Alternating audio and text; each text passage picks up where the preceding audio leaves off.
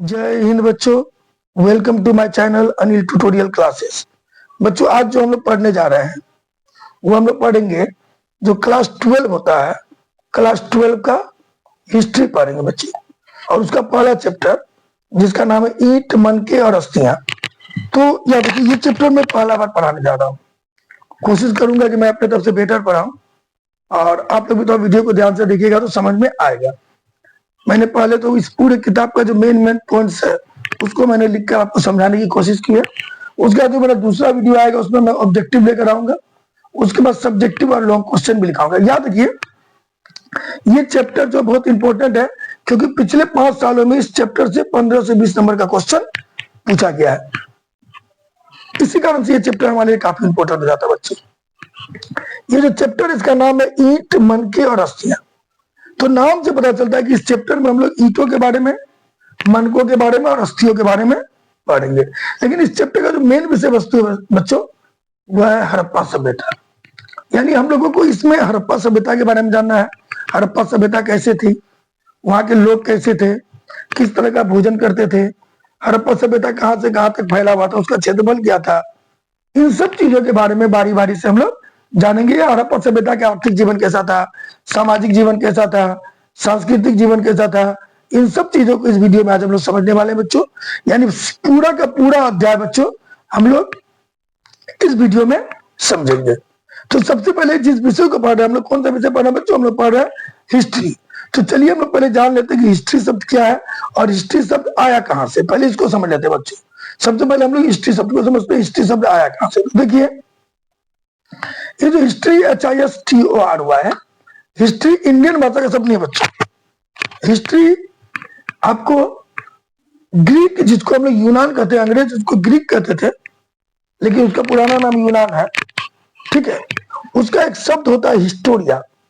Historia से history बना है, और हिस्टोरिया का अर्थ होता है जानना, अध्ययन करना या पूछताछ करना। किसी वस्तु, किसी चीजों के बारे में जानना, उसका अध्ययन करना, उसका पूछताछ करना क्या कहलाता है बच्चों?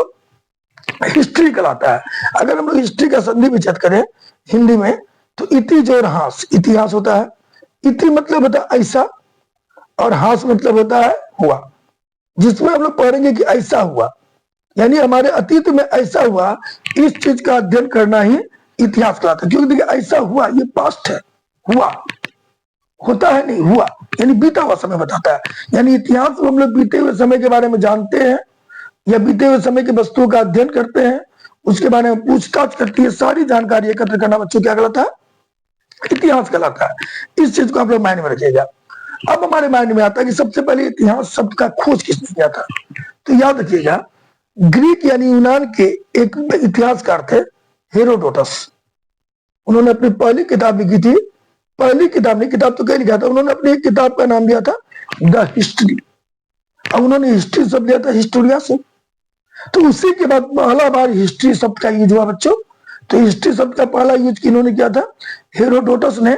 इसीलिए हेरोडोटस को हम लोग इतिहास का जनक या इतिहास का पिता भी कहते हैं, और ये यूनान यानी ग्रीक के रहने वाले थे। ठीक है बच्चों, अगर इतिहास का अर्थ समझे, व्हाट इज हिस्ट्री या इतिहास क्या है, तो याद रखिएगा जो हमारा अतीत है, जो बीता हुआ समय है, जो हमारा पास्ट है, उसका अध्ययन करना, उसका क्रमबद्ध विश्लेषण करना और उसकी व्याख्या करना क्या बच्चों? इतिहास कहलाता है। इतिहास का अर्थ होता है अपने अतीत यानी पास्ट का क्रमबद्ध अध्ययन करना, उसका विश्लेषण करना और उसकी व्याख्या करना। ठीक है। अगर हम लोग इतिहास के बारे में जाने तो इतिहास कितने प्रकार के? तो इतिहास का कोई एक टाइप नहीं, ढेर सारे हैं। पहला तो राजनीतिक इतिहास मान सकते हैं, दूसरा सामाजिक इतिहास, तीसरा आर्थिक इतिहास, चौथा सांस्कृतिक इतिहास। यानी अगर हम अपने बीते हुए पॉलिटिक्स का अध्ययन करते हैं तो वो राजनीतिक इतिहास, बीते हुए समाज का अध्ययन करते हैं तो सामाजिक इतिहास, बीते हुए अर्थव्यवस्था का अध्ययन करते हैं तो आर्थिक इतिहास, और अपने अतीत के कल्चर को या बीते हुए कल्चर को जानना चाहते हैं तो वो हमारा हो गया बच्चों सांस्कृतिक इतिहास। ठीक है। मैंने यहाँ पर एक बात आप लोगों को नोट भी करके बता दिया है कि ये चैप्टर कितना इंपॉर्टेंट है, क्योंकि इससे 15 से 20 नंबर का क्वेश्चन पूछा गया है। मैं सिर्फ बोल ही नहीं रहा बच्चों, अगर आपके पास क्वेश्चन बैंक होगा तो आप जाके देख लीजिएगा। हर साल इससे 15 से 20 नंबर का क्वेश्चन पूछा जाता है बच्चों। तो ये बहुत इंपॉर्टेंट क्वेश्चन निकल कर, ये सॉरी चैप्टर निकल कर आ रहा है, और इस चैप्टर का पूरा जानकारी हम लोगों को लेना बहुत जरूरी है। और इस वीडियो में हम लोग वही करने वाले हैं, पूरा जानकारी लेंगे और उसके बाद एक एक करके इसके अध्ययन को, एक एक करके इसके क्वेश्चन को भी हम लोग समझेंगे, क्वेश्चन भी करेंगे। ठीक है बच्चों, चलिए आप लेसन की शुरुआत करते हैं। तो हम लोग इस लेसन में पढ़ने वाले बच्चों हड़प्पा सभ्यता के बारे में। किसके बारे में? हड़प्पा सभ्यता के बारे में। तो ध्यान दीजिए, हड़प्पा सभ्यता जो थी, अगर हम बात किया जाए करें तो इंडिया के मैप पर देखिए तो ये हमारा ऐसा मैप था, मैप है ना ये बच्चों, इस तरह का मैप है। तो हड़प्पा यहाँ से इस तरह करके फैली हुई थी बच्चों। उस समय का इंडिया बहुत बड़ा था। आज भले हम लोग इंडिया मेरा यहाँ आ गया है, इस तरह करके बना हुआ है, लेकिन इंडिया में नहीं, बहुत बड़े लंबे चौड़े एरिया में फंसा हुआ था। और ये यहाँ पर मान लीजिए हड़प्पा था अपना, जो कि आज पाकिस्तान में पड़ गया है। ठीक है, तो यहाँ पर एक व्यापारी थे इंडिया में, एक अंग्रेज व्यापारी थे जिनका नाम था चार्ल्स मैसन। क्या नाम था बच्चों? चार्ल्स मैसन। वह एक बार इधर से गुजर रहे थे, गुजरते हुए उन्होंने हड़प्पा के पास ढेर सारे ईंटों का टीला देखा, बहुत सारे ईंटों का टीला देखा। जब उन्होंने ईंटों का टीला देखा तो उनको माइंड में ये बात नहीं आई कि ईंट यहाँ कहां से है। उन्होंने देखा, उसको नजरअंदाज करके चले गए। लेकिन उन्होंने 1826 में जब वो गुजर रहे थे तो ईंटों का टीला देखा, तो उन्होंने इसका जिक्र किया, उल्लेख किया उन्होंने अपनी किताब में कि मैंने हड़प्पा के पास ईंटों का टीला देखा। लेकिन उनको ये समझ में नहीं आया कि ईंट आए कहां से। उन्होंने इस बात पर ध्यान नहीं दिया कि इतने ईंट आए कहां से, सिर्फ उन्होंने जिक्र कर दिया कि ईंटों का टीला देखा है मैंने, कहा हड़प्पा के पास। ठीक है बच्चों, तो यहीं पर कहानी खत्म हो गया 1826 में चार्ल्स मैसन के बाद।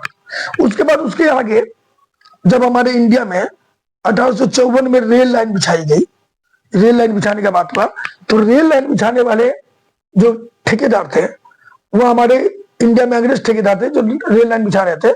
उनका नाम था, दो भाई थे, जॉन ब्रंटन और विलियम ब्रंटन। ये दो भाई रेल लाइन बिछा रहे थे, और उस रेल लाइन बिछाने के क्रम में उन्होंने रेल लाइन बिछाना शुरू किया कराची से लाहौर तक। जब वो कराची से लाहौर तक रेल लाइन बिछा रहे थे तो इस रेल लाइन बिछाने के क्रम में वो हड़प्पा के पास पहुंचे, क्योंकि हड़प्पा इसी रेल लाइन के बीच में। जब आप कराची से लाहौर जाइएगा, ये मान लीजिए यहाँ कराची है और यहाँ लाहौर है, कराची से लाहौर जाते हैं तो बीच में हड़प्पा पड़ती है। तो वो रेल लाइन बिछा रहे थे, तो उन्होंने हड़प्पा के पास ईंटें देखी, ढेर सारी ईंटें बिखरी हुई देखी। तो उन्होंने अपने लेबर को कहा कि जो होगा ईंट को यहाँ लाके बिछा दो और ईंट अपना रेलवे ट्रैक में लगा दो। उन्होंने अपने जो भी ठेकेदार थे, ये सॉरी जो भी लेबर थे, उनको ऑर्डर दे दिया कि ईंट से रेल लाइन बिछा लिया जाए। लेकिन उनका भी दिमाग इस बात पर नहीं गया कि आखिर यहाँ इतनी ईंटें आई कहां से। उन्होंने इस चीज को नहीं सोचा, उन्होंने बस बता दिया कि मैंने वहां ईंटें बिखरी हुई थी हड़प्पा के पास, उन ईंटों को मैंने क्या बोलता है रेलवे लाइन बिछाने में लगा दिया है। ये जॉन ब्रंटन और विलियम ब्रंटन ने ये बातें अपने इसमें पुस्तक में अपने विवरण में बताया है कि मुझे कुछ ईंटें, क्योंकि उनको भी सरकार को सूचना देनी पड़ती है, तो कुछ ईंटें मुझे मिली, कुछ नहीं ढेर सारी ईंटें मिली थी। इतना ईंट मिला था कि बहुत लंबा चौड़ा क्षेत्र में ईंट बिछा दिया गया था। ठीक है, तो यहां पर कहानी खत्म हो गया, रुक गया यहीं पर कहानी। अब क्या हुआ, ये मैंने जिक्र कर दिया कि 1853 में जब रेल का विकास हुआ और लाहौर से कराची रेल लाइन बिछाने के क्रम में जब रेल का काम हड़प्पा पहुंचा, तो वहां रेल लाइन का काम कराने वाले चार्ल्स ब्रंटन और विलियम ब्रंटन दो भाई ठेकेदार थे। उन्होंने हड़प्पा के पास कुछ ईंट देखा और रेल लाइन में बिछाने को कहा, पर उनका ध्यान इस बात पर नहीं गया कि यहाँ कोई सभ्यता हो सकती है। अब देखिए क्या हुआ। अब 1902 में, हालांकि याद रखिए भारत के पुरातत्व विभाग की स्थापना हमारे यहाँ 1800 कुछ में ही हो चुकी थी। ठीक है, लगभग 1828 से के आसपास या 1873 के आसपास इसकी स्थापना हो चुकी थी। भारत में पुरातत्व विभाग की स्थापना हो चुकी थी, समझे बच्चों। और हमारे पहले जो डायरेक्टर जनरल थे वो कनिंघम थे। क्या नाम था उनका? कनिंघम। लेकिन 1902 में कनिंघम जो थे ना वो पेशेवर नहीं थे, वो पेशेवर नहीं थे, मतलब पूरे जानकार नहीं थे। जो जानकार लोग होते वो जानकार नहीं थे, ठीक है। उनको बस यूं ही बना दिया गया था। हमारे यहाँ भारत में पुरातत्व विभाग की स्थापना हुई थी 1872 में बच्चों। तो 1872 में कनिंघम बने थे अध्यक्ष। उसके बाद अध्यक्ष बने 1902 में। कनिंघम पूरे हमारे भारत के पहले पुरातत्व विभाग के डायरेक्टर जनरल थे। 1902 में कौन बने? जॉन मार्शल बने। याद रखिए 1902 में जॉन मार्शल बने। 72 में हमारा पुरातत्व विभाग स्थापित हुआ है, 1872 में, ठीक है। लेकिन 1902 में जॉन मार्शल हमारे यहाँ क्या बन गया? पुरातत्वविद बन गया। अब पुरातत्वविद के अध्यक्ष बन गया। तब उनका ध्यान चार्ल्स मैसन की किताब की ओर और जॉन ब्रंटन के विवरण की ओर गया कि आखिर कहां से हुआ ईट आई। हालांकि कनिंघम का ध्यान वो तो नहीं गया था, आखिर उस क्षेत्र में इतनी ईट आई कहां से। उन्होंने सोचा कि आखिर इतनी ईट उस क्षेत्र में कहां से आई, वहां कुछ तो है। नहीं तो पहले उसका किसी का भी ध्यान उस वक्त नहीं गया था। सबसे पहला ध्यान किसका गया? जॉन मार्शल का गया। जॉन मार्शल 1902 से लेके 1928 तक इंडिया में पुरातत्व विभाग के अध्यक्ष रहे और इसी बीच में उन्होंने हड़प्पा और मोहनजोदड़ो की खोज में बहुत महत्वपूर्ण भूमिका निभाई बच्चों। 1921 में ये बहुत इंपॉर्टेंट टॉपिक है, या पॉइंट कर लीजिए आप इसको। 1921 में जो जॉन मार्शल थे उनके बहुत बड़े सहयोगी थे इंडियन पुरातत्वविद दयाराम साहनी। उन्होंने दयाराम साहनी से कहा कि साहनी भाई जाके देखो आखिर वह क्या है जो इतनी ईंटें निकल रही है। तो साहनी जी को कहा, तो साहनी जी गए हड़प्पा। हड़प्पा में उन्होंने खुदाई की। याद रखिएगा, जब भी जमीन को एक नियमित वैज्ञानिक तरीके से खोदा जाए और खोद करके उससे अवशेष निकाला जाए, उसको हम लोग खुदाई नहीं, उसको कहते हैं उत्खनन। याद रखिएगा, हिस्ट्री में उसको कहते हैं उत्खनन। मैंने खुदाई लिख दिया, लेकिन खुदाई नहीं, उत्खनन कहलाएगा। तो जॉन मार्शल जब गए तो सबसे पहले हड़प्पा सभ्यता की उन्होंने खुदाई की और वहां से कई तरह की चीजें निकली, जैसे कि स्नानागार निकला, मोहर निकला, सड़कें बनी हुई निकली, अनाज के अवशेष निकले, जानवर की हड्डियां निकली। तो इससे पता चलता था, उनको पता, वो तो चौंक गया कि मैं तो यार क्या ढूंढने आया था, मुझे क्या निकल गया। एक छोटा सा शहर नहीं बच्चों, वो एक छोटा सा शहर नहीं था, वो एक विशाल सभ्यता थी। उनका दिमाग चकरा गया कि इतनी बड़ी सभ्यता इंडिया में थी। और उस समय मिस्र की सभ्यता और मेसोपोटामिया की सभ्यता का वर्णन हो रहा था, और उस समय हमारे इंडिया में इतनी बड़ी सभ्यता थी। इस बात को देख के दयाराम साहनी चौंक गए। तो ये क्वेश्चन पूछता है एग्जाम में बच्चों कि हड़प्पा सभ्यता की खोज किन्होंने और कब की? तो याद रखिएगा, दयाराम साहनी ने 1921 में की थी। और उनको सहयोग करने वाले कौन थे बच्चों? उनको सहयोग करने वाले थे जॉन मार्शल, ठीक है। अब देखिए, दयाराम साहनी जी ने खोज की थी तो क्या क्या मिला था उनको देखते हैं बच्चों हम लोग। देखिए उनको क्या क्या मिला था, ध्यान से देखिए। ये देखिए, जब उन्होंने खुदाई किया तो उनको कुछ ऐसी चीजें मिली। देखिए बच्चों, कुछ ऐसी चीजें मिली, फिगर पे गौर करिए, देख लीजिए। ये कुआं मिला है, यह हो सकता है ये अनाज का नहीं, कुआं है ये भवन के प्रमाण मिले हैं, ठीक है बच्चों। देखिए भवन के प्रमाण मिले, बीच में गलियां हैं, ये नाले के ऊपर जो सॉरी ये रास्ता है बच्चों, देख लीजिए, ये रास्ता बाहर गया हुआ है, ठीक है। ये कुछ बिल्डिंग्स के अवशेष, ईंट आज भी वहां पड़े हुए हैं, आज भी ये सब देखिए दीवारें बनी हुई है, ठीक है।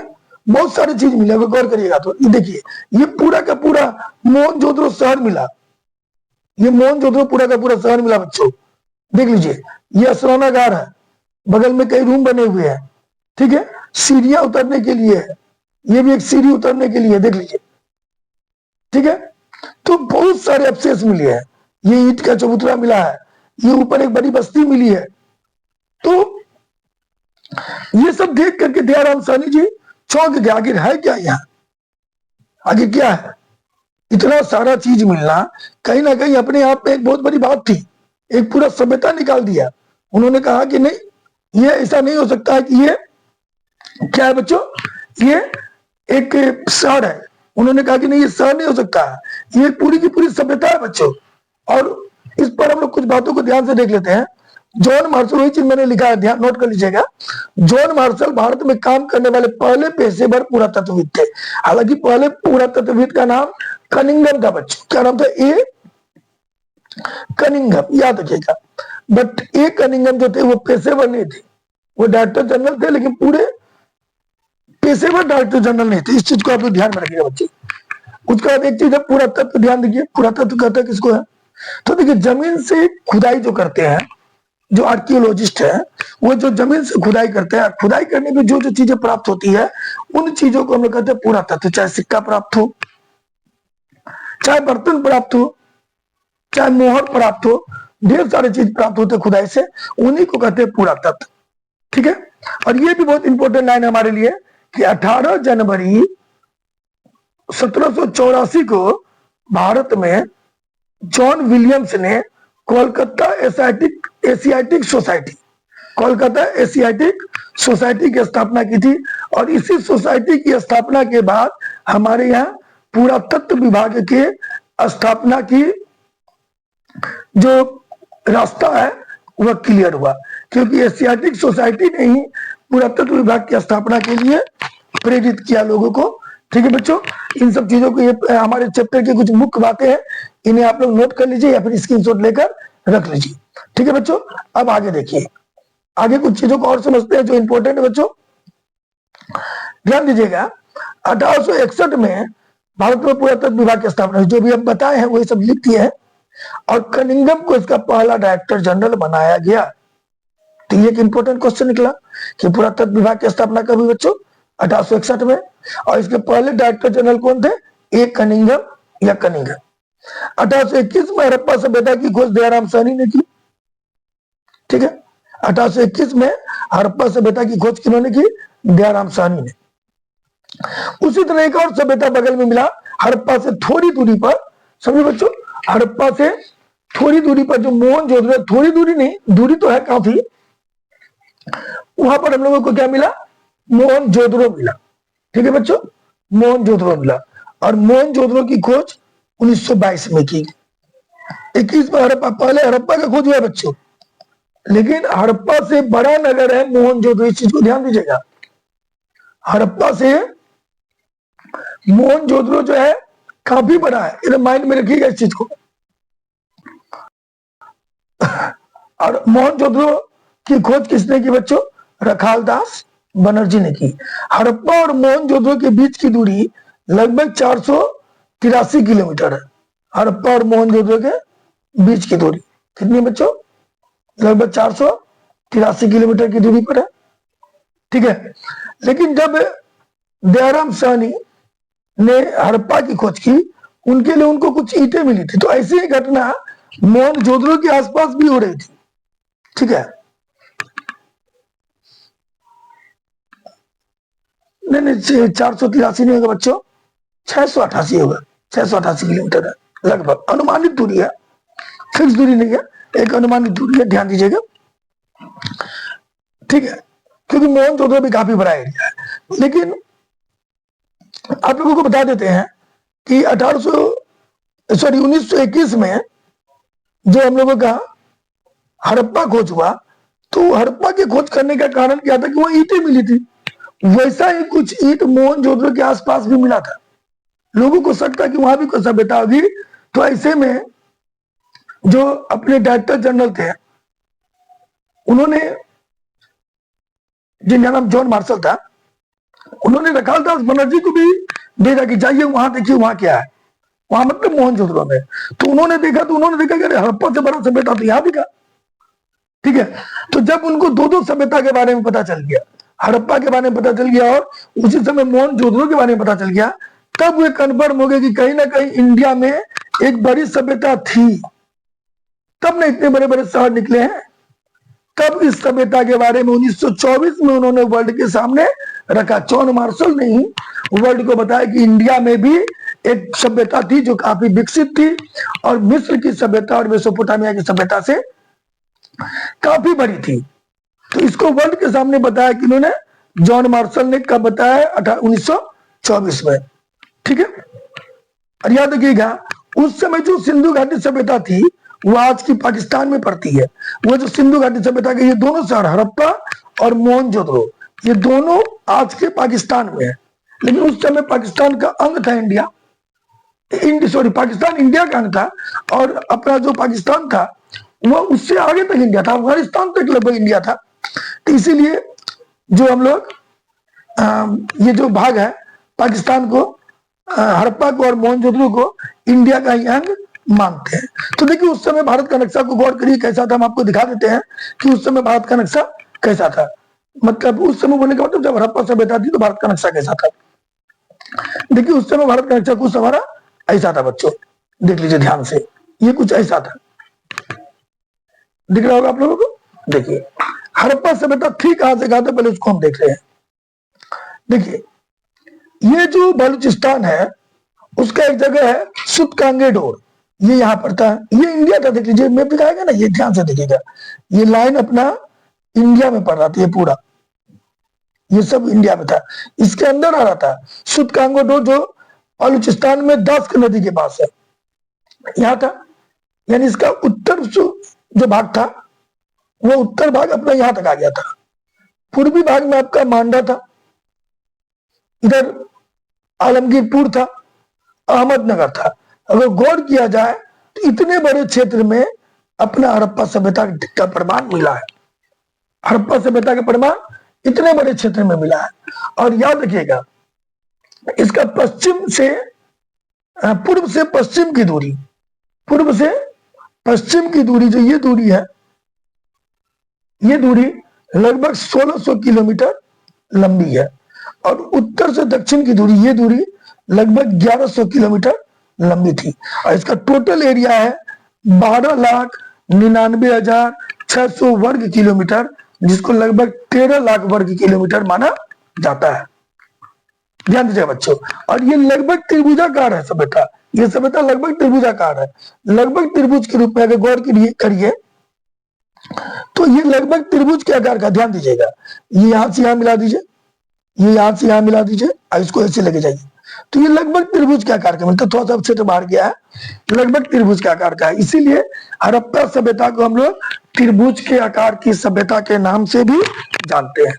और ये छोटी मोटी सभ्यता नहीं है, ध्यान दीजिएगा, ये बहुत बड़ी सभ्यता थी। हड़प्पा सभ्यता जो है उसका एरिया कहा जाए तो वह मिस्र की सभ्यता और मेसोपोटामिया की सभ्यता से 12 गुनी बड़ी है। मिस्र और मेसोपोटामिया की सभ्यता का अगर 12 मिस्र की सभ्यता को मिला दीजिए तो जितनी बड़ी सभ्यता बनेगी, या मेसोपोटामिया की 12 सभ्यता को मिला दीजिए जितनी बड़ी सभ्यता बनेगी, उसकी अकेले थी अपना इंडिया का हड़प्पा सभ्यता। बहुत बड़ी सभ्यता थी, विश्व की विशाल सभ्यता में इसकी गिनती होती है बच्चों। और कहा जाए तो इसका दो नाम है, या तो हड़प्पा सभ्यता कहते हैं या सिंधु नदी घाटी सभ्यता कहते हैं। क्यों? तो ध्यान दीजिए, इसमें सबसे पहले 1921 में खोज किया हुआ बच्चों, हड़प्पा का खोज हुआ, तो सबसे पहले हड़प्पा को खोजा गया, इसलिए इसको हम लोग हड़प्पा सभ्यता नाम पहले दे दिए, ठीक है। लेकिन 1922 में जब दयाराम साहनी जी ने मोहनजोदड़ो की खोज की, किसकी खोज की? रखालदास बनर्जी ने, दयाराम साहनी जी ने तो हड़प्पा की खोज की थी ना। रखालदास बनर्जी ने जब मोहनजोदड़ो की खोज की 1922 में, तब पता चला कि जो हड़प्पा है, हड़प्पा से काफी बड़ा है मोहनजोदड़ो, हड़प्पा से काफी बड़ा है मोहनजोदड़ो। मोहनजोदड़ो हड़प्पा से बड़ा शहर था, तो नाम तो मोहनजोदड़ो का पढ़ना चाहिए था। लेकिन पहले किताब में पहला बार हड़प्पा का खोज होने के कारण हड़प्पा सभ्यता उसका नाम दे दिया गया था। तब उन्होंने क्या किया, उन्होंने क्या देखा कि मोहनजोदड़ो, देखिए हड़प्पा है रावी नदी के किनारे, ठीक है बच्चों, और मोहनजोदड़ो है सिंधु नदी के किनारे, ठीक है। और सिंधु जो है पाकिस्तान की मुख्य नदी है, इसीलिए इसका नाम सिंधु घाटी सभ्यता भी दे दिया गया। तो हड़प्पा सभ्यता बोला जाए या सिंधु घाटी सभ्यता बोला जाए बच्चों, तो दोनों एक ही होता है, ये बात समझ गए होंगे। और मैंने इन सब चीजों को इस नोट में लिख के बता दिया, तो ध्यान दीजिएगा, एक एक करके हम लोग हर चीज को समझते हैं, ठीक है।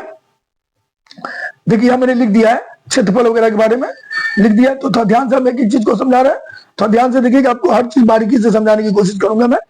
देखिए अब एक शब्द आता है हमारे पास, पूरा तत्व, जिसको हम लोग कहते हैं आर्कियोलॉजी। भैया ये आर्कियोलॉजी क्या है, पुरातत्व क्या है? तो हमने बोला ना कि जब भी खुदाई किया जाए, कोई भी जमीन की स्तर से खुदाई करते हैं, अब खुदाई करने के बाद जो भी प्राचीन अवशेष प्राप्त होते हैं, उन अवशेषों को कहते हैं हम लोग पुरातत्व, आर्कियोलॉजी। और इस पुरातत्व में क्या क्या आता है? खंडहर आता है, सिक्का आता है जो खुदाई से प्राप्त होते हैं, अभिलेख आते हैं, स्मारक आते हैं, ये सब चीज आते हैं।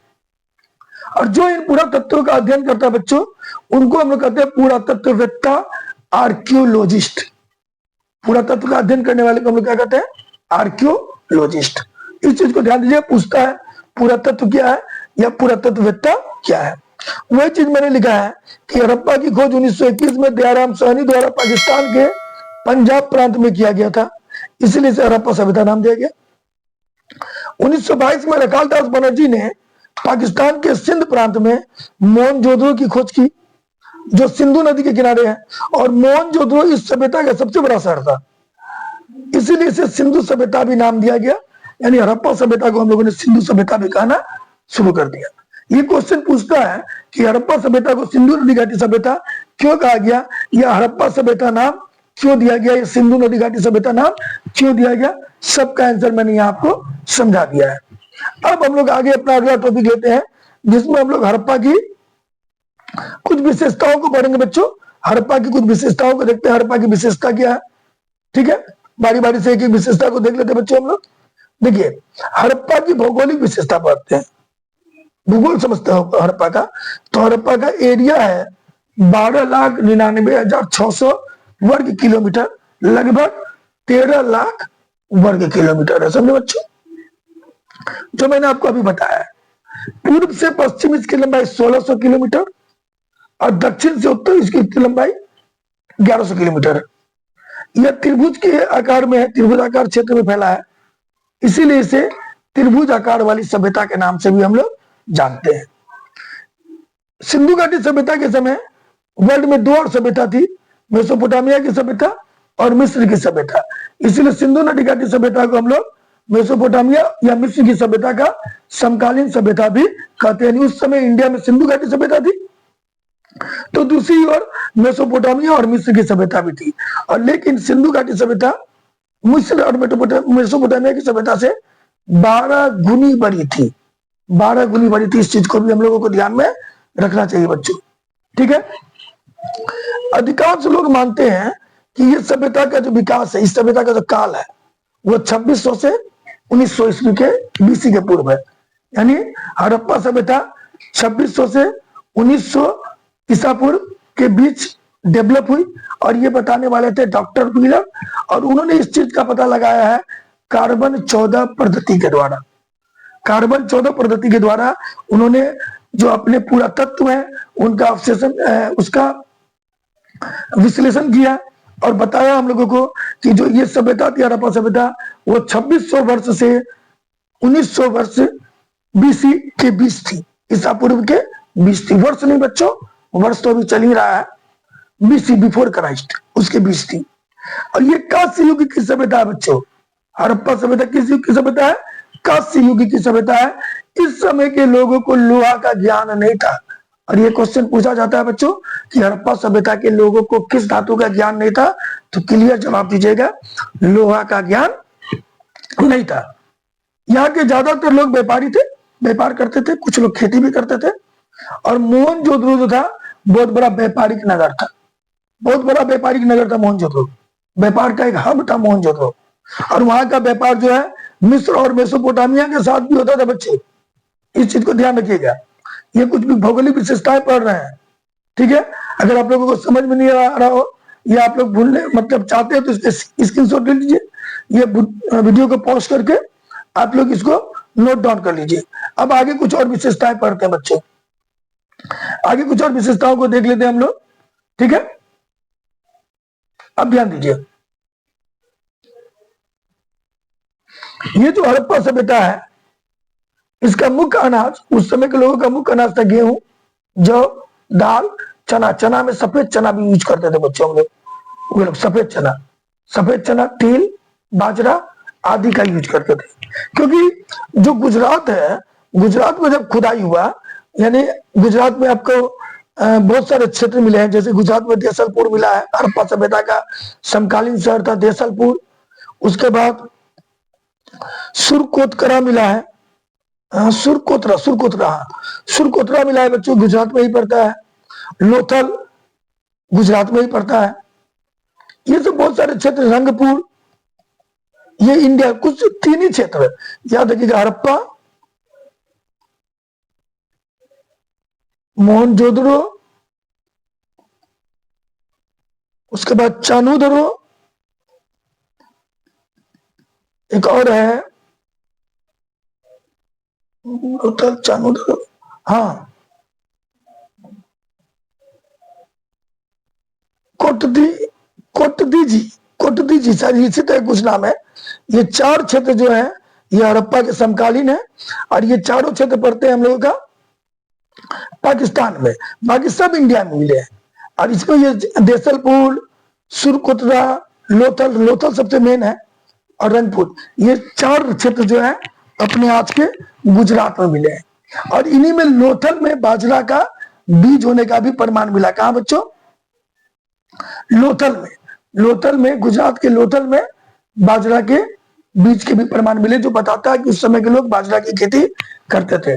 धान का भी प्रमाण मिला है गुजरात में, लोथल में ही धान का प्रमाण मिला है, रंगपुर में भी मिला है कि धान की खेती भी होती है। माना जाता है कि हड़प्पा में ही सबसे पहले कपास की खेती शुरू की गई थी। यह भी माना जाता है कि सबसे पहले कपास इंडिया में खेती करने वाले, कपास की खेती करने वाले थे हड़प्पा सभ्यता के लोग। हड़प्पा सभ्यता के लोग कपास की खेती से जानकार थे, क्योंकि हड़प्पा का कपास का प्रमाण आपको मेसोपोटामिया में मिला है। ठीक है, इसके बाद हल और बैल से खेत जोते जाते थे उस समय। लेकिन मैंने अभी आपको कहा ना कि इस समय के लोग लोहा की जानकारी नहीं थी लोगों को, तो ये जो हल बनता था बच्चों, ये हल कुछ ऐसा बना नीचे वाला भाग, ठीक है। तो ये हल का जो नीचा वाला भाग होता है, ये या तो लकड़ी से बनाया जाता होगा या फिर दूसरे धातु से, लेकिन आज की तरह लोहे से नहीं बनता था, क्योंकि उस समय के लोग, लोहा का ज्ञान उस समय के लोगों को नहीं था। क्लियर हो गया बच्चों? ये मेरे अंदाज से आप लोगों को समझ में आ गया होगा कि हड़प्पा सभ्यता की भौगोलिक विशेषताएं क्या थी और वहां क्या क्या थे। अब हम लोग हड़प्पा सभ्यता के कुछ मेन जगहों के बारे में पढ़ लेते हैं। जैसे देख लीजिए, हड़प्पा सभ्यता के कुछ प्रमुख स्थलों के बारे में आपको बताने जा रहा हूं, जो मेन स्थल थे हड़प्पा सभ्यता का, उसको देखते हैं हम लोग। तो देखिए, कुछ नगर तो बहुत प्रमुख थे जो ज्यादा फेमस हुए हैं, पहले उनके बारे में देख लेते हैं। और कुछ तो मैंने आपको अभी बता दिया, जैसे सुरकोतरा बताया, लोथल बताया, रंगपुर बताया, गुजरात में मिलते हैं। पाकिस्तान के भी 4 शहरों का नाम बताया मैंने आपको, हड़प्पा, मोहनजोदड़ो, सुतकांगोडोर जो अभी के बलूचिस्तान में पड़ता है। उसके बाद कोटदीजी, कोटदीजी ये भी पाकिस्तान में पड़ते हैं बच्चों। तो चलिए हम लोग कुछ शहरों के बारे में पढ़ ले जो हड़प्पा के मेन शहर है, ठीक है। ध्यान दीजिए, पहला और मेन शहर तो है हड़प्पा, लेकिन सबसे बड़ा हम लोग मोहनजोदड़ो के बारे में मानते हैं। मोहनजोदड़ो आज के पाकिस्तान में है, और सिंधी भाषा में मोहनजोदड़ो का अर्थ होता है बच्चों मृतकों का टीला। क्या होता है? मृतकों का टीला। इसकी खोज 1922 में रखल लिखा गया है, रखाल होगा, रखाल दास बनर्जी ने की थी। और मोहनजोदड़ो किस नदी के किनारे बच्चों? सिंधु नदी के किनारे। बहुत इंपॉर्टेंट पॉइंट है, इस चीज को याद रखिएगा। मोहनजोदड़ो की खोज किसने की, कब की, किस नदी के किनारे है, एकदम माइंड में बोकर, एकदम माइंड में बैठा लेना है। और इसका अर्थ क्या होता है? तो मृतकों का टीला, क्योंकि यह सिंधी भाषा का शब्द है। सिंधी में मोहनजोदड़ो का अर्थ होता है मृतकों का टीला। उसके बाद आते हैं हड़प्पा। हड़प्पा भी आज के पाकिस्तान में ही पड़ता है। इसकी खोज दयाराम साहनी ने 1921 में की थी। और हड़प्पा अपना कहाँ है? रावी नदी के किनारे है। अगला है चानूदरो, ये रो लिखा गया है, रो ये होगा बच्चा चानूदरो। चानूदरो भी आज के पाकिस्तान के सिंध प्रांत में है बच्चों। और इसकी खोज करने वाले थे एमजी मजूमदार। एमजी मजूमदार ने चानूदरो की खोज की है। कब की है बच्चों? 1931 में। और चानूदरो भी सिंधु नदी के किनारे है, ये याद रखिएगा। हड़प्पा रावी नदी के किनारे, क्योंकि ये इंडिया में, सॉरी इंडिया और पाकिस्तान के एकदम शुरुआती लाहौर के पास है, ठीक है। और मोहनजोदड़ो लाहौर से बहुत काफी अंदर, लगभग 688 या 80 कुछ किलोमीटर की दूरी पर, मैंने भी उसका जिक्र कर दिया, आपको मिल जाएगा इस वीडियो में। लोथल जो हड़प्पा सभ्यता का तीसरा या चौथा मेन शहर गिनती में आता है लोथल, जो गुजरात में पड़ता है और गुजरात के भगवा नदी में है। लोथल की खोज 1957 में एस.आर. राव ने किया था। किन्होंने किया था? एस.आर. राव ने लोथल की खोज की थी बच्चों। कब की थी? 1957 में। ठीक है। एक और शहर है कालीबंगा। कालीबंगा अपना राजस्थान में है, सरस्वती नदी के किनारे है, और इसकी खोज 1953 में ब्रजवासी लाल ने की है बच्चों। किन्होंने की है? ब्रजवासी लाल ने। और यहाँ पर आपको जुते हुए हल के प्रमाण मिले हैं, मस्तिष्क शोथ की बीमारी का प्रमाण मिला है, भूकंप का भी प्रमाण मिला है। तो लोथल, ये सॉरी कालीबंगा एक इंपॉर्टेंट शहर हो जाता है, क्योंकि यहाँ पर हम लोगों को कई हड़प्पा सभ्यता की चीजों के बारे में जानकारियां मिली है। इन सब के अलावा कुछ और भी शहर है जो हम लोगों को याद रखना होगा, जिसको जान लेना हमारे लिए अच्छा है। वो क्या है, याद रखिएगा। देखिए, इसके अलावा कुछ और शहरों के बारे में जान लेते हैं, जैसे धोलावीरा। धोलावीरा भी हड़प्पा सभ्यता के एक प्रमुख नगर है बच्चों। क्या नाम है? धोलावीरा। अब ध्यान रखिए, ये जो धोलावीरा शहर है बच्चों, धोलावीरा अपना गुजरात में पड़ता है। कहां पड़ता है? गुजरात में। और धोलावीरा जो है वो लूनी नदी के किनारे है। किस नदी के किनारे बच्चों? लूनी नदी के किनारे। इस चीज को ध्यान रखिएगा। राखी गढ़ी और बनवाली, राखी गढ़ी और बनवाली, ये दोनों हम लोगों का पड़ता है बच्चों हरियाणा में। कहां पड़ता है? हरियाणा में। और ये जो राखी गढ़ी है बच्चों, राखी गढ़ी आपको सरस्वती नदी के किनारे है। बनवली भी सरस्वती नदी के किनारे है। ये दोनों सरस्वती नदी के किनारे है, जो हरियाणा में पड़ता है। रोपर, रोपर भी एक प्रमुख शहर है, इसको याद रखिएगा। रोपर पंजाब में पड़ता है बच्चों। और पंजाब में कहां पड़ता है? सतलज नदी के किनारे। पंजाब में किस नदी के किनारे है? सतलज नदी के किनारे है। और आलमगीरपुर, जो कि अपने यूपी में है, उत्तर प्रदेश में है, यह हिंडन नदी के किनारे है। हालांकि 250 से अधिक शहरों की खोज हुई है, तो उतने शहरों का नाम याद रखना आसान काम नहीं है बच्चों। इसलिए मैंने कुछ मेन शहरों का नाम लिख दिया है, और वो किस नदी के किनारे ये बता दिया है। हालांकि हड़प्पा से संबंधित 250 से अधिक शहरों की खोज की जा चुकी है। याद रखिएगा, हड़प्पा सभ्यता का उदय भारतीय महाखंड के पश्चिमोत्तर भाग में हुआ था। पश्चिमोत्तर भाग मतलब पश्चिम का जो उत्तरी हिस्सा है वहां हुआ था। और याद रखिएगा, यह आज मुख्य रूप से यह पंजाब, सिंध, राजस्थान, हरियाणा, जम्मू, गुजरात, बालूचिस्तान और अफगानिस्तान तक फैला हुआ था। बहुत लंबे क्षेत्र में फैला हुआ था। लगभग, अभी बोला ना आप लोगों को मैंने, इसका एरिया था 12,99,600 वर्ग किलोमीटर, जो आज का इंडिया का लगभग 1/4 था। 1/4 नहीं कहिए, 1/3 कहिए, 1/3 था। 1/3 हिस्सा में सिंधु घाटी सभ्यता फैली हुई थी। समझे बच्चों? समझ आ गया बच्चों? तो अगर इंडिया का क्षेत्रफल के बारे में बात किया जाए, तो इंडिया का क्षेत्रफल है 32,87,263 किलोमीटर स्क्वायर। ये भारत का क्षेत्रफल है। और सिर्फ इतने क्षेत्रफल में उस समय हड़प्पा सभ्यता फैली हुई थी। मान लीजिए, इसको हम 32 लाख 33 लाख मानते हैं, इसको 13 लाख मानते हैं। 13-39, 3 गुना से भी, मतलब उस समय 1/3 से भी ज्यादा हिस्सा में आपका हड़प्पा सभ्यता फैला हुआ था। आज का इंडिया का जितना क्षेत्रफल है उसका 3 हिस्सा कर दिया जाए, तो उससे भी ज्यादा हिस्सा में केवल भारत की एक सभ्यता थी, हड़प्पा सभ्यता। इसीलिए हड़प्पा सभ्यता को विश्व की सबसे बड़ी सभ्यता भी हम लोग कहते हैं। अब एक चीज ध्यान दीजिएगा, ये 2 चीजों को समझते हैं हम लोग कि ये जो C14 पद्धति होती है बच्चों, ये C14 पद्धति क्या है। ध्यान दीजिएगा, हम लोग कैसे बता रहे कि हड़प्पा सभ्यता का जो काल था वो 2600 BC से 1900 BC के बीच था।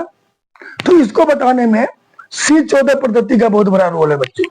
C14 पद्धति यानी कार्बन 14 पद्धति कहते हैं, जिसकी खोज अमेरिका के रसायन शास्त्री B.F. लीवी ने की थी। किन्होंने की थी बच्चों?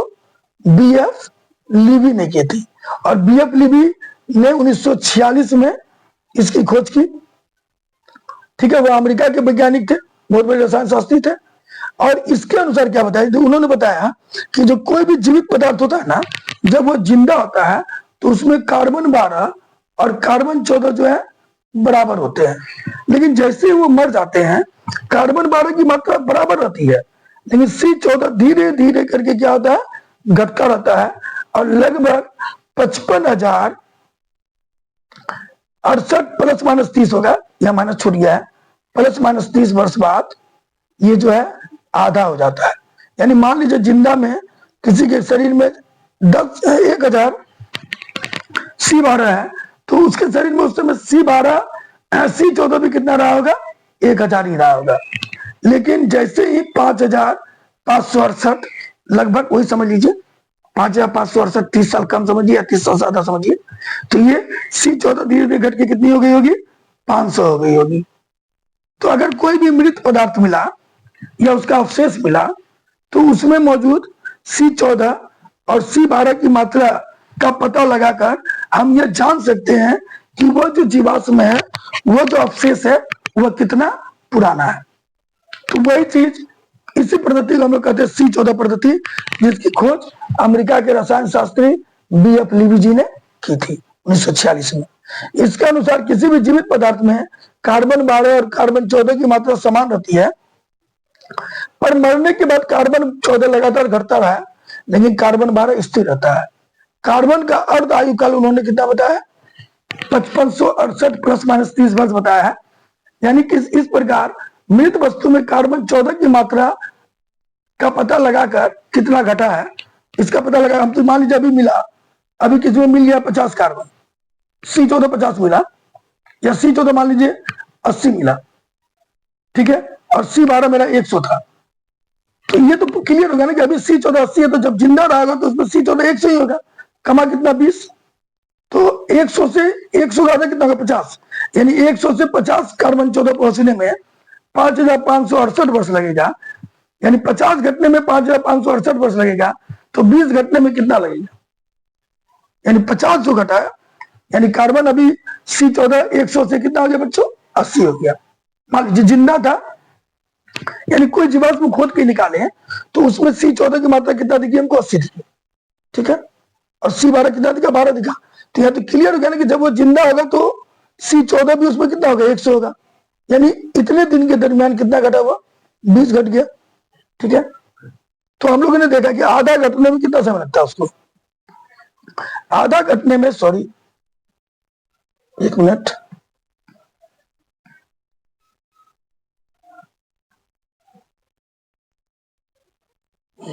आधा घटने में कितना लगेगा बच्चों, 5,568 साल लगभग लगता है।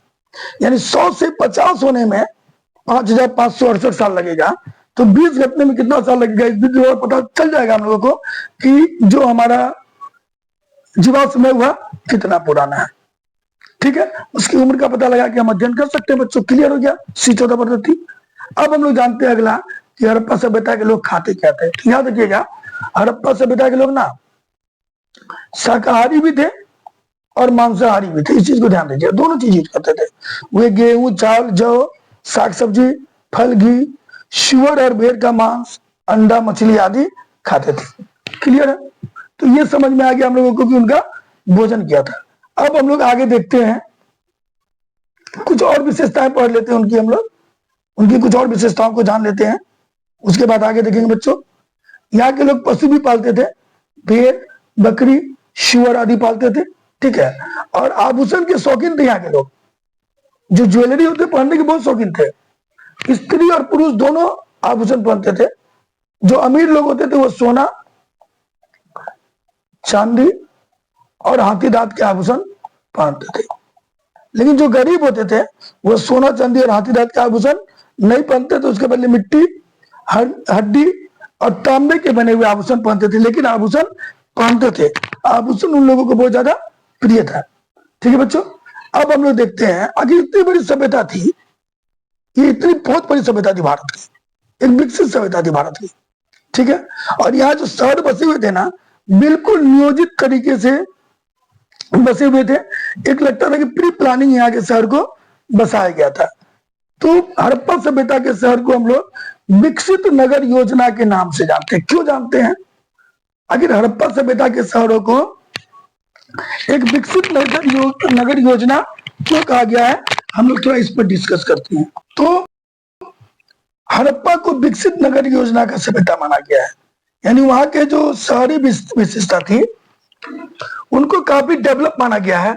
यह माना जाता है कि हड़प्पा का जो नगर है वह नियोजित तरीके से बनाया गया था, पूरा प्लानिंग करके बसाया गया था और एक विकसित नगर योजना थी। यानी यहाँ का टाउन जो था वो टाउन प्लान करके बनाया गया था, यानी टाउन प्लानिंग थी। वहां पर टाउन बसाने के लिए प्लान किया गया था। क्यों किया गया था? तो ध्यान दीजिए, अगर हम लोग बात करें हड़प्पा के बारे में, तो जो हड़प्पा सभ्यता थी बच्चों, उसकी सड़कें काफी चौड़ी थी। हड़प्पा सभ्यता की जो सड़कें थी बच्चों, वो काफी चौड़ी थी। इस चीज को ध्यान दीजिए। मैंने इसलिए दिखाया, अभी आपको बताने वाला हूं मैं। ये जो सड़कें थी, ये सड़कें काफी चौड़ी थी और यहाँ की जो सबसे चौड़ी सड़क मिली है वह मिली है 9.15 मीटर चौड़ी मिली है। और इस चौड़ी परत को हम लोग राजपथ, क्या चीज, राजपथ या हम लोग कह सकते थे हाईवे के नाम से भी कह सकते हैं हम लोग इसको। राजपथ या हाईवे के नाम से भी जाना जा सकता है। वह 9.15 मीटर चौड़ी थी। और उसके अलावा जो छोटी सड़कें मिली है गांव की या लोकल सड़कें, वह 2.75 मीटर चौड़ा से 3.66 मीटर चौड़ी तक मिली है। और सड़कें जो थी ना, ऐसी थी, ऐसे बनाई गई थी कि जो बहती हवा होती है ना, वो हवा सड़क को साफ करती है। यानी सड़क में झाड़ू लगाने का भी जरूरत नहीं पड़ता था। इस तरह बनाया गया था कि बहती हवा ही सड़क को साफ कर देती थी। और सड़कें एक दूसरे को बच्चों समकोण पर काटती थी। किस पर काटती थी? समकोण पर काटती थी। ध्यान दीजिएगा, ये एंगल 90 डिग्री का बनता था। और जब सड़कें एक दूसरे को समकोण पर काटे, उस विधि को कहते हैं हम लोग ऑक्सफोर्ड विधि। कौन विधि कहते हैं बच्चों? ऑक्सफोर्ड सर्कस विधि। यानी वहां की सड़कें किस विधि से बनी हुई थी? तो ऑक्सफोर्ड सर्कस विधि से बनी हुई थी। क्लियर हो गया? तो सड़क तो याद रखिए, जब तक प्लानिंग नहीं करेंगे, 9.15 मीटर की सड़क समझ में आ रही है? आज की हाईवे होगी, लंबी चौड़ी सड़कें होगी। 9.15 मीटर मायने देता बच्चों।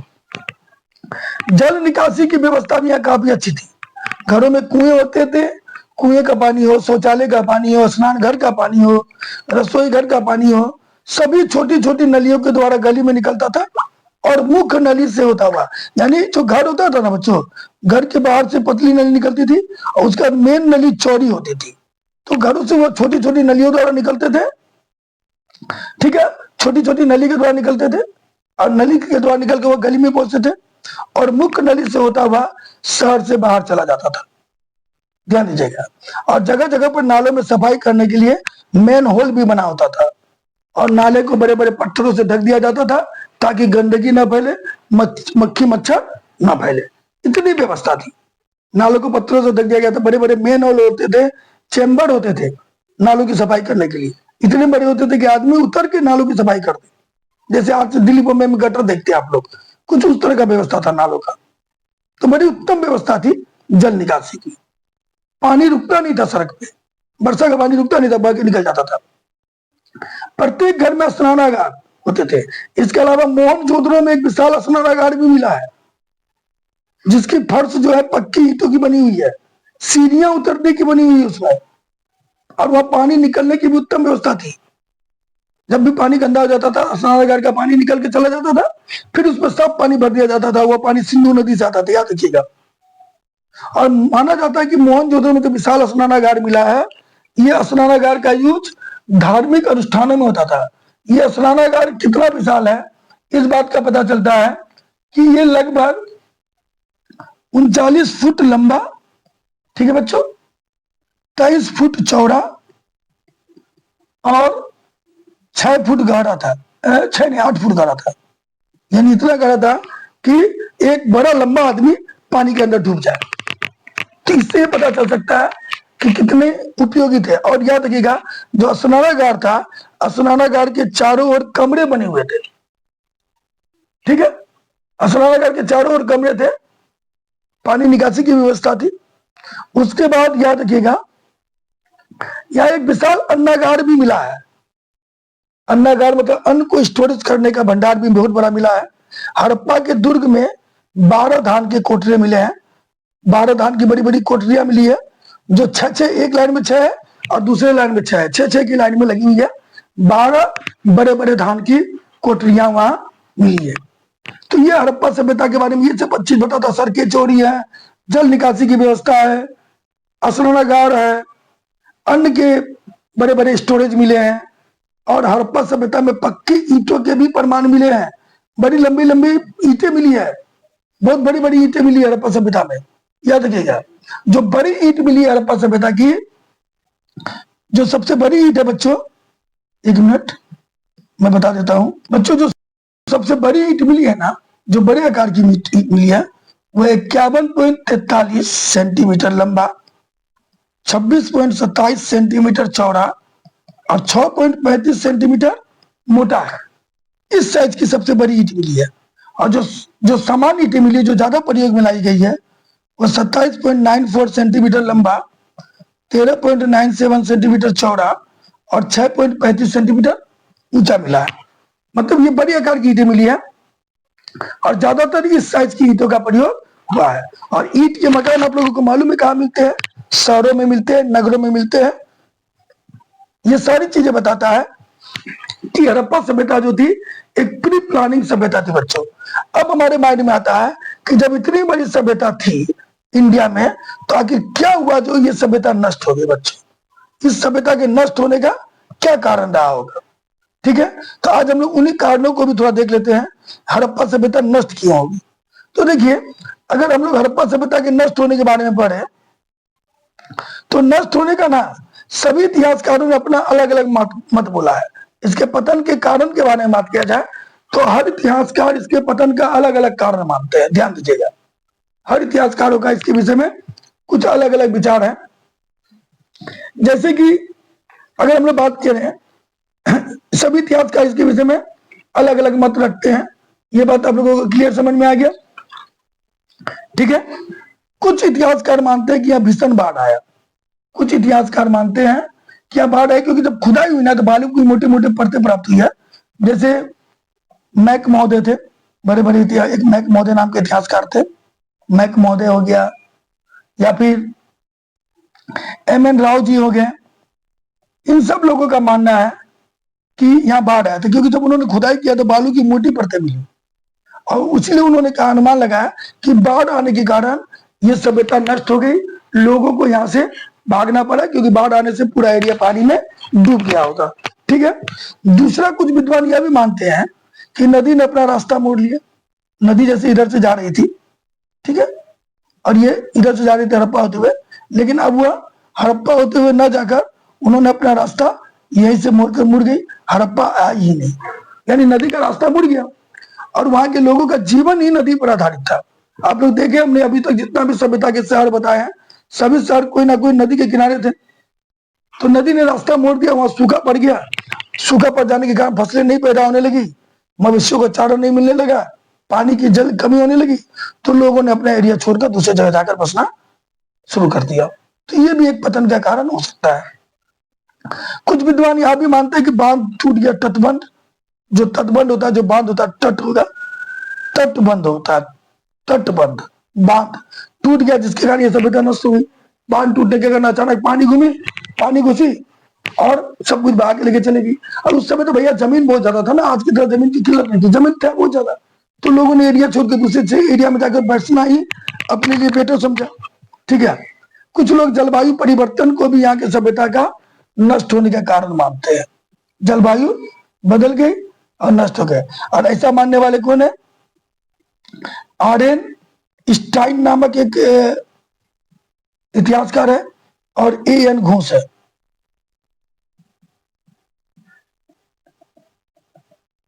इन लोगों का मानना है कि जलवायु परिवर्तन होने के कारण यह सभ्यता नष्ट हो गई। कुछ लोग मानते हैं कि 1500 ईसा पूर्व आर्यों ने यह आक्रमण किया। याद रखिए, लोहा की खोज करने वाले आर्य थे, मैंने अभी बताया नहीं था आपको, भूल गए थे, लोहा की खोज आर्यों ने की थी। तो 1500 ईसा पूर्व आर्यों ने यह आक्रमण किया, और आर्यों के आक्रमण के कारण यह सभ्यता नष्ट हो गई, लोग ये एरिया छोड़कर चले गए, ये माना जाता है। और ये कहना है इतिहासकार व्हीलर जी का, डॉक्टर व्हीलर का ये कहना है कि आर्यों के आक्रमण के कारण यह सभ्यता नष्ट हो गई थी। और जैसे मान लीजिए KUR केनेडी, KUR केनेडी, ठीक है। यह भी एक इतिहासकार थे। उनका मानना था कि मलेरिया जैसी महामारी फैलने के कारण यह सभ्यता नष्ट होगी। तो हर इतिहासकारों ने इस सभ्यता के नष्ट होने का अलग अलग कारण बताया। और याद रखिएगा बच्चों, ये बहुत इंपॉर्टेंट टॉपिक है, लॉन्ग में पूछा जाता है और कई बार पूछा गया है कि हड़प्पा सभ्यता के पतन होने का कारण क्या था, ठीक है। अब यहाँ के लोगों का कुछ हम लोग जीवन के बारे में भी पढ़ लेते हैं। यहाँ के लोगों का जीवन कैसा था, यहाँ के लोगों का सामाजिक जीवन कैसा था, आर्थिक जीवन कैसा था, धार्मिक जीवन कैसा था, इन सब चीजों को भी पढ़ लेते हैं बच्चों। तो देखिए, अगर सामाजिक जीवन का बात करें तो यहाँ के लोग शाकाहारी और मांसाहारी दोनों थे। अभी तो बता ही चुके आपको, हम भजन लिखा गया भोजन होगा, दोनों करते थे। पुरुष दाढ़ी मोछ रखते थे, स्त्रियां जूरा बांधती थी और लोग आभूषण के शौकीन थे। लिपस्टिक का भी यूज करते थे बच्चों। या चानू दरो जो आज पाकिस्तान में मिला है, चानू दरो से हम लोगों को लिपस्टिक के अवशेष मिले हैं। पता चलता है कि वहां के लोग लिपस्टिक का यूज करते थे। शीशा मिला है, दर्पण मिला है, तांबे की कंघी मिली है, मिट्टी और धातु के बने बर्तन भी उपयोग करते थे और लोग नाच गान के शौकीन थे। लोग नाच गान के शौकीन थे, ये उनका सामाजिक जीवन था, ठीक है बच्चों। अगर हम लोग धार्मिक जीवन के बारे में बात करें तो देखिए, ऐसा कोई विशेष प्रमाण नहीं मिला है, ऐसा कोई प्रमाण ही नहीं मिला कि कहे कि वहां के धार्मिक लोगों का जीवन कैसा था, लोग किस धर्म को मानते थे, ये हम नहीं कह पाएंगे क्योंकि कुछ भी ऐसा प्रमाण नहीं मिला है जो वहां के लोगों का धार्मिक जीवन होता है। जैसे ना ही कोई मंदिर मिला है, ना कोई मस्जिद मिला है, ना कोई ऐसा भवन मिला है जिसको हम लोग धार्मिक इमारत कहें। इसलिए धार्मिक जीवन के बारे में एक अनुमान लगाया गया है, क्योंकि कोई भवन या स्मारक नहीं मिला है जिसे हम मंदिर कह सके, ठीक है बच्चों। फिर भी यह कहा जाता है कि यहाँ के लोग मातृ देवी धरती माँ की पूजा करते थे, क्योंकि एक ऐसी मूर्ति मिली है जिसके गर्भ से पेड़ निकलता हुआ दिखाया गया है। एक ऐसी मूर्ति मिली है जिसके गर्भ से पेड़ निकलता हुआ दिखाया गया है और इसीलिए कहा गया है कि संभवतः यह धरती माँ की मूर्ति होगी। एक मूर्ति मिला है जिसके गर्भ से पेड़ निकलता हुआ दिखाया गया है और इसीलिए हम कह सकते हैं कि वो धरती माँ की मूर्ति होगी और लोग, हड़प्पा के लोग धरती माँ की पूजा करते थे। मोहनजोदड़ो में ताबीज भी मिला है और आप लोग मालूम है, जहां ताबीज होता है वहां झाड़ फूक करने वाले लोग होते हैं। तो ये भी माना गया है कि वहां के लोग झाड़ फूक पर विश्वास करते थे, तब ना ताबीज पहनते थे बच्चों। उसके बाद नाग, कुंवर वाला बैल, वृक्ष आदि की वे लोग पूजा करते थे। और स्वास्तिक, स्वास्तिक तो समझते हैं, ये जो चिन्ह होता है ये स्वास्तिक, एक ऐसा स्वास्तिक भी मिला है और एक ऐसा स्वास्तिक भी मिला बच्चों, सॉरी ऐसा, दो तरह के स्वास्तिक मिले हैं। वामवर्ती, ये सीधा हो गया, ये उल्टा हो गया दक्षिणवर्ती, दोनों स्वास्तिक का प्रमाण मिला है। और ये याद रखिए, ये चिन्ह जो था ना आर्यों का पवित्र चिन्ह था। तो कहीं ना कहीं ये पता चलता है कि उस सभ्यता के लोगों का कंसर्ट आर्यों से था, क्योंकि इस चिन्ह के प्रमाण मिले हैं वहां। ये आर्यों का पवित्र चिन्ह है और इस चिन्ह का यूज हिटलर ने भी अपने चुनाव चिन्ह में किया था। मृतक संस्कार कैसा होता था, मरने के बाद लोगों का संस्कार कैसा होता था, इसके बारे में कोई विशेष जानकारी हमारे पास अवेलेबल नहीं है। तो ये हम लोगों ने सामाजिक जीवन भी देख लिया, धार्मिक जीवन देख लिया। अब हम लोग आर्थिक जीवन देखते हैं, यानी उन लोगों का रोजगार क्या था, कमाते कैसे थे, पैसा कहां से आता था। तो देखिए, आर्थिक जीवन के बारे में कहा गया है कि हड़प्पा सभ्यता के लोग खेती करते थे और यहाँ के लोग ने ही पहली बार कपास की खेती की थी। मेसोपोटामिया में यहाँ से ही कपास जाता था, याद रखिएगा, यानी मेसोपोटामिया से यहाँ के लोगों का व्यापार होता था, ये क्लियर है। और कपास की को मेसोपोटामिया में सिंधु कहते थे, सिंधु में कहा जाता था कपास, मेसोपोटामिया में कपास को सिंधु कहा जाता था और यूनानियों ने कपास को सिंडन कहा, यूनानी कपास को सिंडन कहते थे और ये सिंडन शब्द से सिंधु लिया गया है, ठीक है। लोग पशु भी पालते थे, कुत्ता, हाथी, सुअर, मुर्गा, उल्लू, हंस आदि उस समय पाला जाता था। ये सब लोग पालते थे, इनको बेचते थे या फिर इनका मांस वगैरह ये लोग खाते थे। शिल्प उद्योग यानी हैंडीक्राफ्ट उद्योग का भी विकास हुआ था, हाथ से बनी वस्तुएं भी बेची जाती थी। कुम्हार होते थे जो मिट्टी के बर्तन बनाते थे और वे लोग चाक का उपयोग, चाक यूज करके मिट्टी का बर्तन बनाते थे। इस तरह ये लोग कमाते थे, अपनी आमदनी करते थे और उनको फायदा होता था। ये उनका आर्थिक जीवन था बच्चे, ठीक है। अब हम लोग पढ़ लेते हैं उनका वाणिज्य व्यापार के बारे में व्यापार किया था। तो देखिए वे लोग जो थे ना बच्चों, वाणिज्य व्यापार के बारे में बात करें तो वे उनका वाणिज्य व्यापार काफी विकसित था। वे देश के अंदर भी व्यापार करते थे और बाहर व्यापार करते थे, दोनों व्यापार होता था। बाहर व्यापार मतलब देखिए अभी आपको बताइए कि मेसोपोटामिया से होता था, ठीक है बच्चों, यूनान से होता था, तो कई क्षेत्रों से विदेशों से उनका व्यापार होता था। ये क्लियर है। हड़प्पा और मोहनजोदड़ो ये दोनों व्यापार के मेन केंद्र थे उनका। हड़प्पा और मोहनजोदड़ो सिंधु घाटी सभ्यता में व्यापार का मेन केंद्र था, और इन दोनों को हम लोग सिंधु घाटी सभ्यता का जुड़वां राजधानी भी कहते हैं, हड़प्पा और मोहनजोदड़ो को। जब व्यापार जो है बच्चों जल मार्ग द्वारा होता था, पानी के द्वारा होता था। बड़े बड़े नौका में बड़े बड़े जलपोत बनाए जाते थे, बड़ी बड़ी लकड़ी की जहाजें बनती थी, जिससे दूर दराज के एरिया तक व्यापार किया जाता था। और माप तोल की प्रणाली से भी वो लोग परिचित थे। कहा जाता है कि मापा गज में भी मापा जाता था, गज का यूज होता था मापने में, ठीक है। हड़प्पा और मोहनजोदड़ो के बीच की दूरी 670 किलोमीटर लगभग है। कहीं कहीं आपको 688 मिलेगा, कहीं कहीं 670 मिलेगा, लेकिन मानिए 688 भी लिख सकते हैं, 670 ये क्वेश्चन पूछेगा नहीं, क्योंकि एग्जैक्ट सही आंसर नहीं है। लेकिन ये पूछा गया है, ये सही आंसर है। इसका सही एग्जैक्ट माप है कि मोहनजोदड़ो और चाणूतरो के बीच की दूरी क्या है, 128 है। ये याद रखिए, इस टाइप का क्वेश्चन बहुत कम पूछा जाता है, लेकिन मैंने फिर भी आपको बता दिया। आपको ये जो दूरी है कहीं 688 दिखेगा, कहीं 670 दिखेगा, लेकिन ये दूरी हर जगह लगभग समान दिखता है, ठीक है। अब एक चीज याद रखिएगा, मैंने यहाँ एक चीज का जिक्र किया था, अभिलेख। ये बहुत इंपॉर्टेंट क्वेश्चन, ये पूछा गया अभिलेख क्या है, ध्यान दीजिएगा। तो पत्थर और धातु की ठोस सतह पर, पत्थर और धातु की ठोस सतह पर लिखे गए लेख को अभिलेख कहते हैं। पत्थरों पर जब कोई लेख खुदवा के लिखा जाता है, किसी धातु की सतह पर जब कोई लेख खुदवा के लिखा जाता है, तो उसको हम लोग कहते हैं अभिलेख। और अभिलेख का अध्ययन जो करते हैं उनको कहते हैं एपिग्राफी।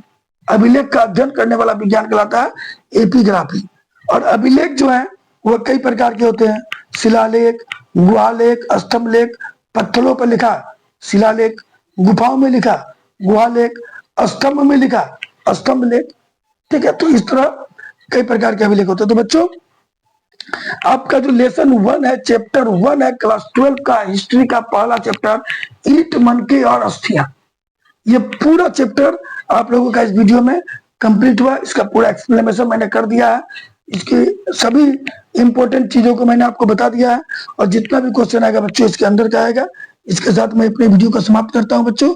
जय हिंद, जय भारत। अगर वीडियो अच्छा लगा बच्चों तो लाइक और सब्सक्राइब कर दीजिएगा। वीडियो को वेट क्यों कर रहे हैं, फॉरवर्ड भी कर दीजिए, शेयर भी कर दीजिए, ताकि हम लोग इससे मोटिवेट हो और ज्यादा से ज्यादा वीडियो बनाने की कोशिश करें बच्चों। जय हिंद, जय भारत।